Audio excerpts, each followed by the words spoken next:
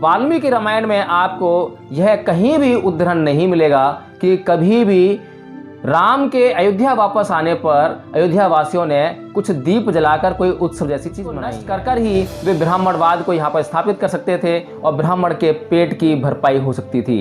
इसीलिए साथियों, उनके लिए यह बहुत जरूरी था कि बौद्धों के एक एक पर्व पर वे अपना आधिपत्य स्थापित कर लें और उसको वे अपना बना लें, और ताकि वहाँ की जो जनता है उनके अधीन रहे।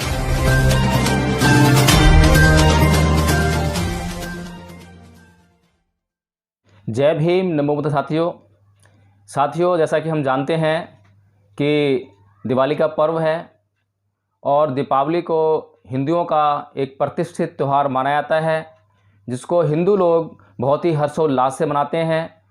लेकिन क्या वास्तव में दीपावली हिंदुओं का त्यौहार है?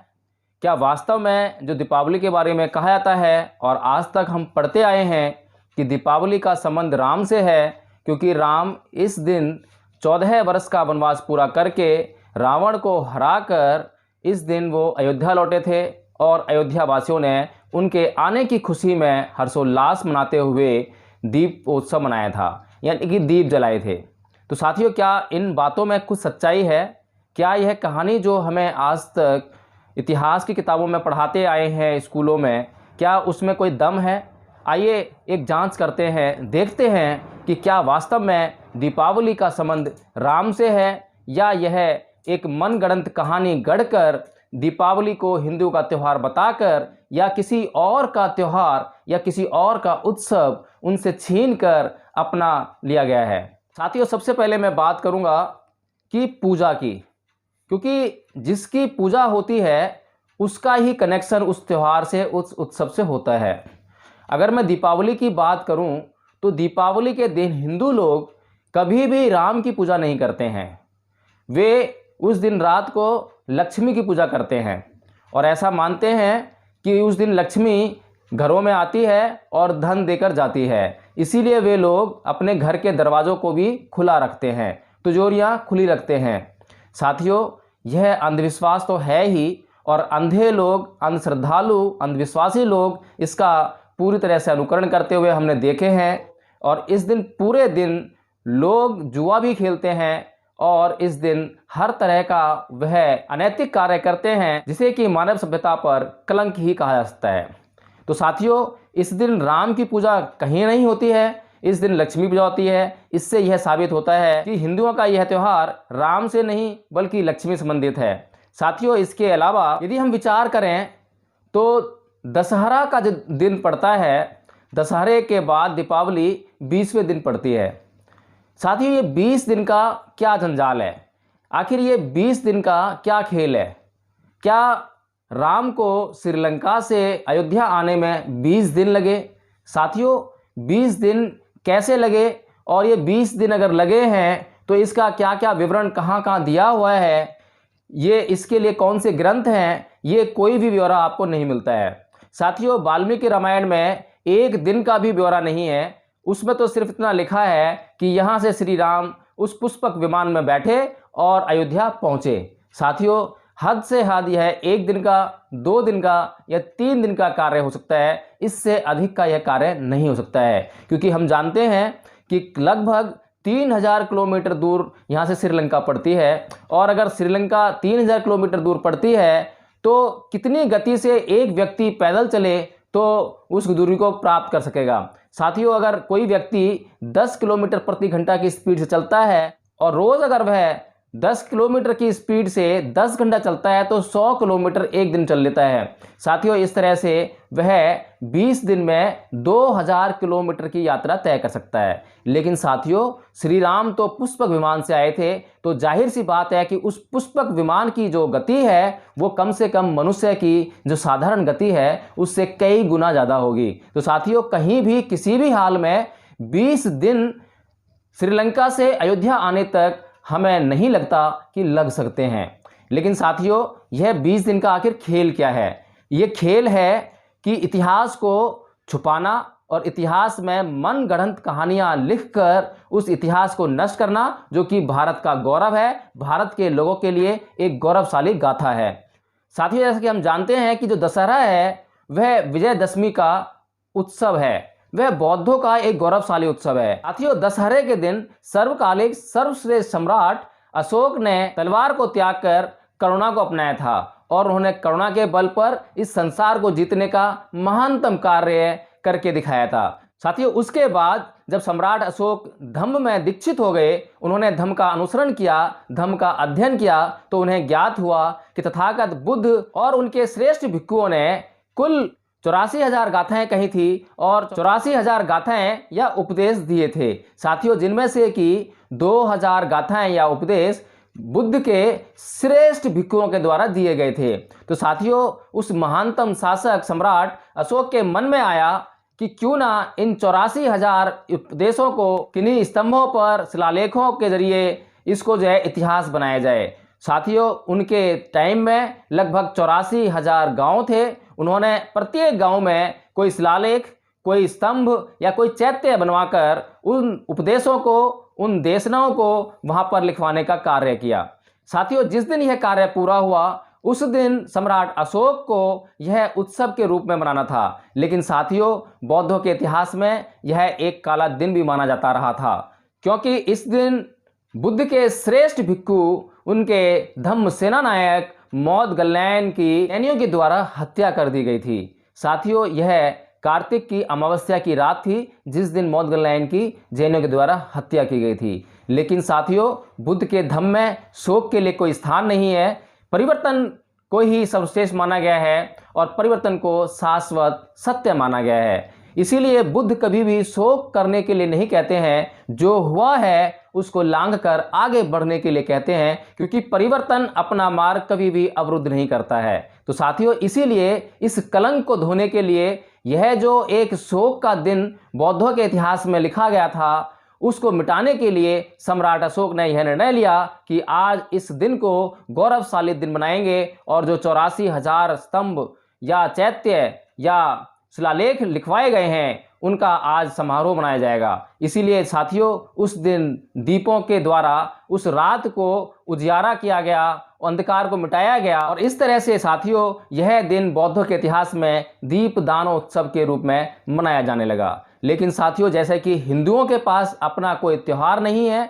अपना कोई उत्सव नहीं है, सारे उत्सव, सारे त्यौहार उनके चुराए हुए हैं, मनगढ़ंत हैं, काल्पनिक तथ्यों पर आधारित हैं। इसी तरह से क्योंकि बौद्धों का जो शासन था, बौद्धों का जो इतिहास था, उसको नष्ट करना था, उसको नष्ट कर कर ही वे ब्राह्मणवाद को यहाँ पर स्थापित कर सकते थे और ब्राह्मण के पेट की भरपाई हो सकती थी। इसीलिए साथियों, उनके लिए यह बहुत जरूरी था कि बौद्धों के एक एक पर्व पर वे अपना आधिपत्य स्थापित कर लें और उसको वे अपना बना लें, और ताकि वहाँ की जो जनता है उनके अधीन आ जाए। तो साथियों, इस षड्यंत्र के द्वारा इस दीपदानोत्सव को दीपावली के रूप में हिंदुओं ने बौद्धों से चुरा लिया, हड़प लिया, लूट लिया।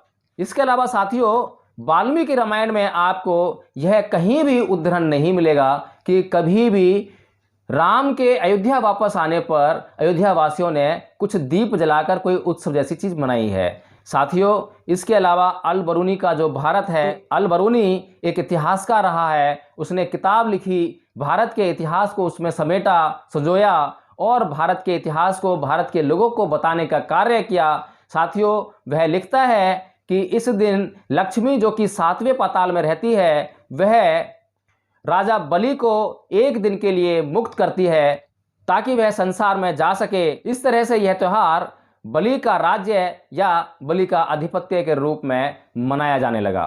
साथियों, अल बरूनी कहीं पर भी राम का जिक्र नहीं करता है, कहीं पर भी दिवाली का जिक्र नहीं करता है, कहीं पर भी अयोध्या का जिक्र नहीं करता है, दशहरे का जिक्र नहीं करता है, कहीं पर भी रावण का जिक्र नहीं करता है, श्रीलंका का जिक्र नहीं करता है। साथियों, अल बरूनी के भारत को आप कहीं से भी पढ़ सकते हैं।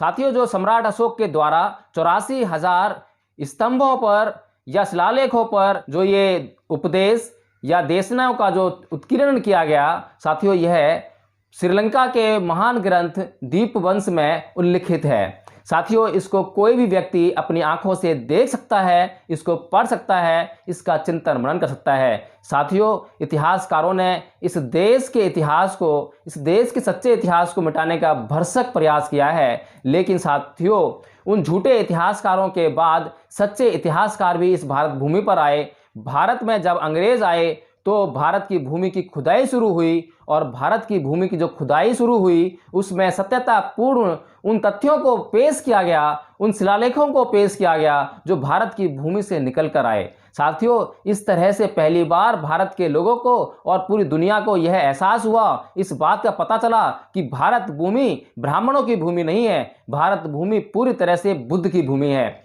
लेकिन साथियों, जिस तरह की सरकार, जिस मानसिकता की सरकार, यह मनुवादी सरकार आज अपना कार्य कर रही है, उससे पुनः वही जो एक समय पर पुष्यमित्र शुंग ने किया था वही कार्य करने का प्रयास कर रही है। आज भारत के गौरवशाली और सच्चे इतिहास को दफन और जमींदोज करने का प्रयास कर रही है। लेकिन साथियों, यह हमारा परम कर्तव्य है कि हम अपने महापुरुषों की उस लौ को, उस ज्योति को जलाते रहें और उसको आगे बढ़ाते रहें, और इस इतिहास को किसी भी सूरत में दफन ना होने दें, उसको नष्ट होने से बचाने का हम प्रयास करें।